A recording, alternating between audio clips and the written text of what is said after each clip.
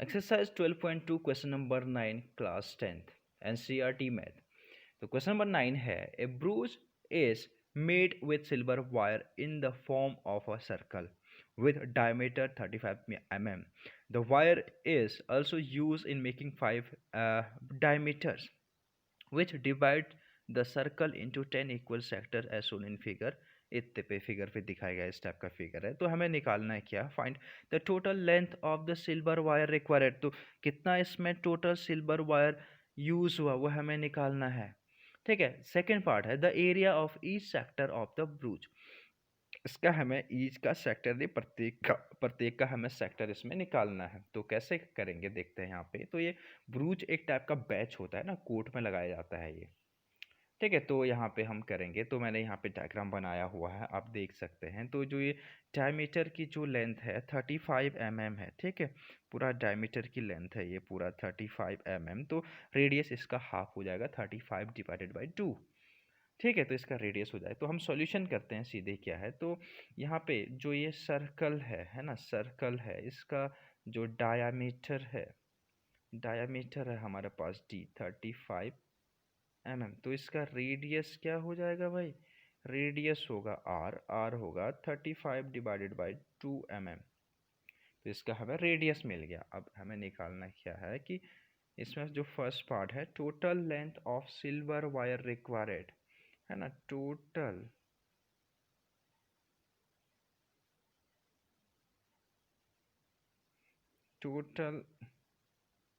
Length of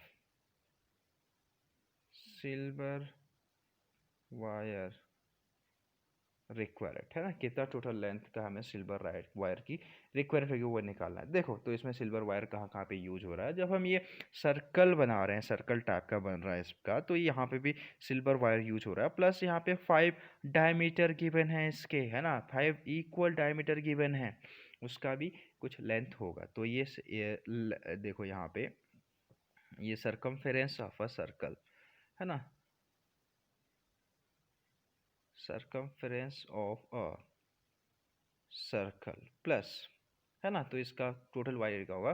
तो ये diameter, अब डायामीटर ये तो एक का हो गया, 5 है तो हम 5 इंटू डायामीटर कर देंगे, टोटल की लेंथ आ जाएगी, पूरी डायामीटर की लेंथ आ जाएगी इसमें, है ना। तो ये सरकमफेरेंस ऑफ अ सर्कल होता है हमारे पास 2πr प्लस 5 इंटू जो डायमीटर है वो कितना है भाई, 35 है डायमीटर, 35 mm हमारा डायमीटर है। ठीक है, यहाँ पे mm है, ये मीटर कर दिया मैंने, mm है। तो अब क्या करेंगे हम, 2 इंटू पाई की value 22 divided by 7 into radius है हमारे पास 35 डिवाइडेड बाई 2 है, प्लस 5 इंटू 35। देखो मैं इसको सॉल्व करूँ तो ये 2 से 2 कैंसिल आउट हो जाता है, और मैं यहाँ से 35 कॉमन ले रहा हूँ, तो 22 डिवाइडेड बाई 7 प्लस 5 इसका ऐसे हो जाएगा। ठीक है, तो मैं और यहाँ से एलसीएम ले लूँ कि इसका जैसे 35 in bracket 22 plus 35 divided by 7, तो ये 7 5 से 35 होता है। और फर्दर क्या होगा, तो ये 5 इंटू अगर मैं करूँ यहाँ पे तो इसको ऐड करके होता है हमारा 57। ठीक है, तो ये टोटल इंटू करके आ जाएगा हमारे पास 285 mm। ठीक है, जिसमें ये सिल्वर वायर यूज़ हो रहा है, इसकी लेंथ कितनी है 285 mm। तो हम लिखेंगे total length of silver wire required is, यहाँ पे लिखेंगे हम कि total length of silver wire required is 285 mm। तो इसका फर्स्ट पार्ट का हमारा सॉल्यूशन मिल गया, 285 mm होगा। ठीक है, तो इसमें जो वायर सिल्वर का जो वायर यूज़ हुआ होगा वो 285 mm का वायर यूज़ हुआ होगा, इतनी लेंथ का वायर यूज़ हुआ होगा। अब सेकेंड पार्ट क्या है देखते हैं। तो हमें निकालना है कि एरिया ऑफ ईच सेक्टर, है ना, यहाँ पे देखो कि एरिया ऑफ ईच सेक्टर है, सेकेंड पार्ट इसका आप देख सकते हैं यहाँ पे एरिया ऑफ ईच सेक्टर। तो सेकेंड पार्ट है यहाँ पे एरिया ऑफ ईच सेक्टर। तो एरिया ऑफ ईच सेक्टर कैसे आएगा, हमारे पास फॉर्मूला है 3 theta by 360 into pi r square.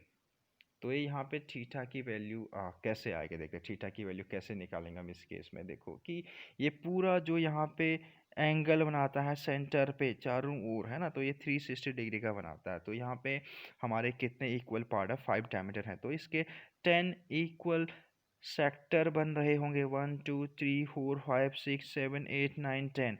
तो हम क्या करते हैं, थीटा की वैल्यू निकालनी है, तो 360 डिवाइडेड बाय 10 कर दूं तो आता है 36 डिग्री। तो थीटा की वैल्यू आती है 36 डिग्री, है ना, थीटा की वैल्यू आई 36 डिग्री। तो इसी में पुट कर दो, रीराइट कर दो इसको। तो एरिया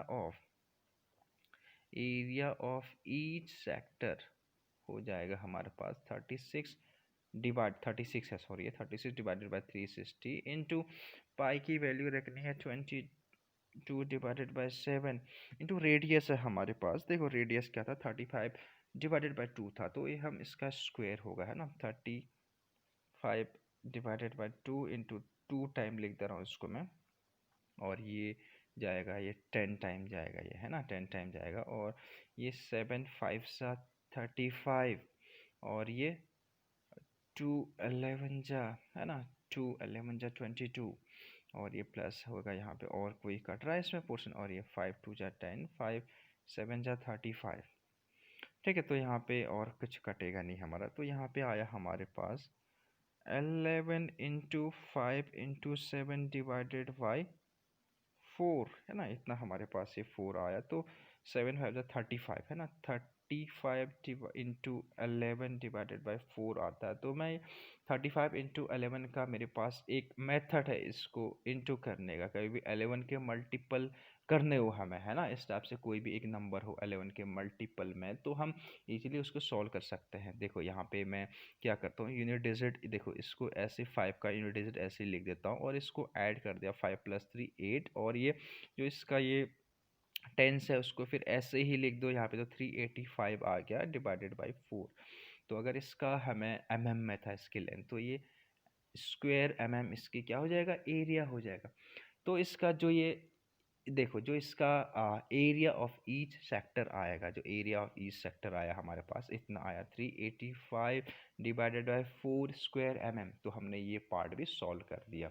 तो फर्स्ट पार्ट हमने पहले कर दिया था, और सेकंड पार्ट ये है। अगर आपको वीडियो अच्छे लगते हैं तो प्लीज़ लाइक एंड सब्सक्राइब कर देना। Thank you so much.